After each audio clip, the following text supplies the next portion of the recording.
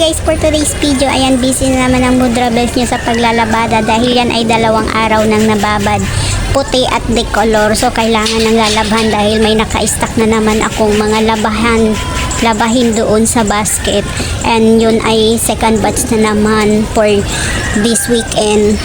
Ayun, and pagkatapos nga palang paglalabada ko dyan guys, ilalagay ko na naman yung second batch na lalaban ko this week. So ay nako, nakakapagod na talaga maglaba guys. Paulit-ulit lang yung ating mga ginagawa bilang isang nanay. And ayun nga, ang dami nating ginagawa. Wala naman tayong sahod, hindi naman tayo sa sahuran ni Mister. So okay lang yan guys, dahil rules naman natin yan. Rules bang tawag do? Roll or rules? So ayan guys, panoorin nyo na lang guys hanggang matapos yung aking video. And yun nga, hindi ako mapakali dyan dahil sa sobrang parang may kumakagat-kagat sa aking mga paa. May lamok ata, and dahil nga masama yung panahon, kaya ayun, parang may mga lamok din na lumalabas. So hindi natin maiwasan guys. Kaya nga sabi ko sa aking anak, paano nga ng isang kapirasong dyan, katul, lalagyan mo nga ako ng katul dahil parang may lamok sa aking mga likuran at sa aking mga paa.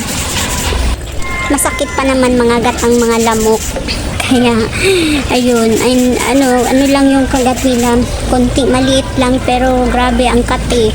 Pag kinakamot mo naman, may yung ating balat kasi kasi pag kinakamot natin, lalo na kapag mahaba yung kuko natin, nasusugat din yung ating balat guys. Kaya ayun, sabi ko nga sa aking anak, anuhin mo nga ako ng kapiranggot na katul dahil ilalagay ko dito sa aking bandang likuran. Eto namang si anak din, hindi nakikinig sa akin dahil laro ng cellphone, at ewan ko hanggang natapos na lang ako sa aking paglalabada, hindi pa rin ako binigyan ng kapiranggot na katul. Katul lang nga yung hinihingi ko, hindi pa binibigay ng aking anak. Tamad. Hindi lang sa tamad, ayaw lang kumilos dahil nga ayaw pa disturbo ng kanyang paglalaro ng yung game sa cellphone ba guys, na ba tawag yung Mobile Legend ba yung nilalaro niya. And yun nga, tis na lang si mood rebels nyo dyan guys sa mga kagat ng mga lamok dahil hindi naman ako pinapansin ng aking anak. So kami lang nga palang dalawan sa bahay dyan ng aking anak na bunso dahil wala na siyang pasok, at ayun na nga po, Christmas party na lang daw ang balik nila sa school.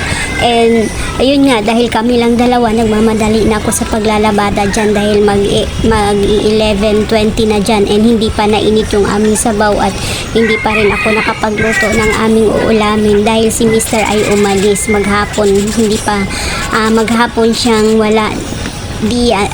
Maghapon siyang wala sa bahay. So yung aming panganay naman na anak ay wala, may duty na rin. So kami lang dalawa ng bunso ko. Kaya ayun, dahil si bunso naman ay hindi marunong humarap ng kusina, kaya ayan, minamadali ko na yung aking paglalabada dyan para matapos na agad-agad. Pero buti na lang napagsabihan ko rin si bunso at nagawa niya din yung aking inutos sa kanya. Pero yung aking paghihingi ng katul, wala talaga. Pero yung pag-iinit ng aming sabaw ay ginawa naman niya. Alam niya daw magbukas ng gasol. So yun lang yung kanyang basic na work.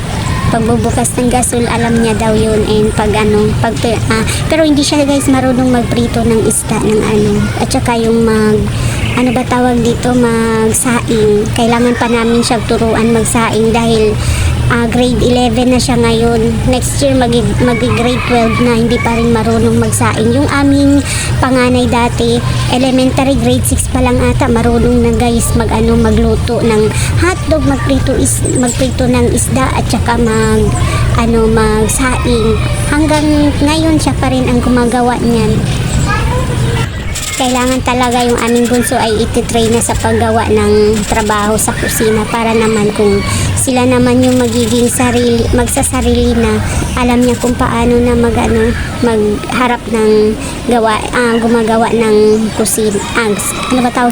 Gumagawa ng mga gawaing kusina dahil hindi niya alam guys. So by the way nga pala guys, ayan nakikita nyo kung ano yung ginagawa ko dyan. yung aming towel ay inaano ko na lang sa paa dahil nga sobrang bigat at bigat niyang gaganyanin sa kamay, kusukusutin. At grabe ang bigat niyan guys, and yun, pero okay naman yan dahil na-brush ko na yan, kaya hindi pa ako nakontento, inano ko pa sa kamay ay sa paa, tinapak-tapakan para naman talagang as in malinis niya. At patingin-tingin pa ako dyan sa kalangitan dahil parang gusto nang umulan pero hindi pa ako tapos sa aking paglalabada. Ayun. And yun na nga, minamadali ko na yung aking labada dahil nga uulan na at hindi lang sa uulan guys, hindi pa rin kami nakakain mag-aalas 12 na ng tanghali. Nagbabanlaw na pala ako ng mga damit dyan. And siguro, 2 banlaw na yata yan. Maya-maya ay ilalagay ko na yan sa downy. And iwanan ko muna ng ilang oras dahil liligo muna ako. At pagkatapos kong maligo, muna ako ng aming ulam na lulutuin. So, ayan guys, piniprepare ko na dahil nga iwanan ko na yan dyan. And ayun, mag-ano na ako sa downy. Dahil ibabad ko yan yung puti. Yung mga puti, ibabad ko muna sa downy at saka yung mga decolor bin. Actually guys, inuna ko muna yung puti. Dahil yung puti ay, syempre puti.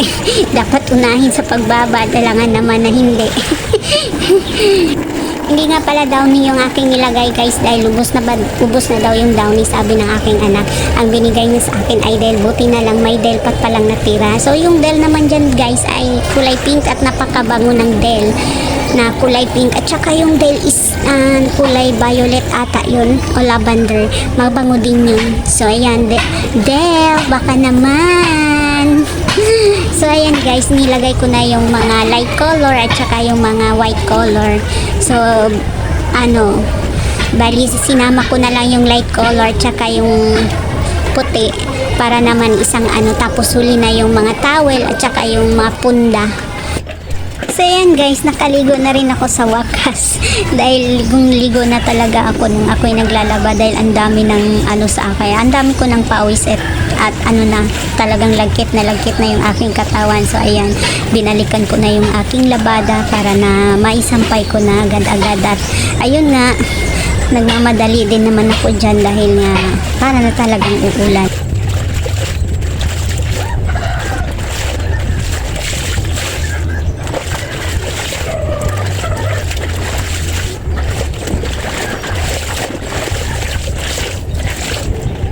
So ayan, tapos na yung mga light color at saka puti. Nilagay ko na yung mga dark color na towel and punda. And habang ako magsasampay, binabad ko saglit yun para naman may konting bango-bango din. So ayan, nagsasampay na si Mudra Bells niya dyan guys. And ayun nga, nagmamadali talaga ako sa papagsampay dahil magluluto pa nga ako ng ulam. Dahil 12 na, sabi ng aking anak, mama, anong oras pa tayo kakain? Alas 12 na mahigit. So sabi ko nga, konting na lang hintay. Dahil kasi ako yung ayaw kong iwanan yung aking trabaho na hindi pa tapos babalikan ko siya mamaya. Natatamad na ako niyan guys dahil kapag ako may trabaho, titiisin ko muna yung gutom or saka ko siya iwanan pagkatapos na. Dahil nakakatamad kasi yung iwanan mo tas balikan mo, gagawa ka ng ibang trabaho tas iwanan mo yan. Ay naku, hindi ako ganun dahil nga nakakatamad balikan. So ayan guys, papalapit na ako matapos dyan. Yan, nagmamadali na si Mudra Bells niya dyan guys.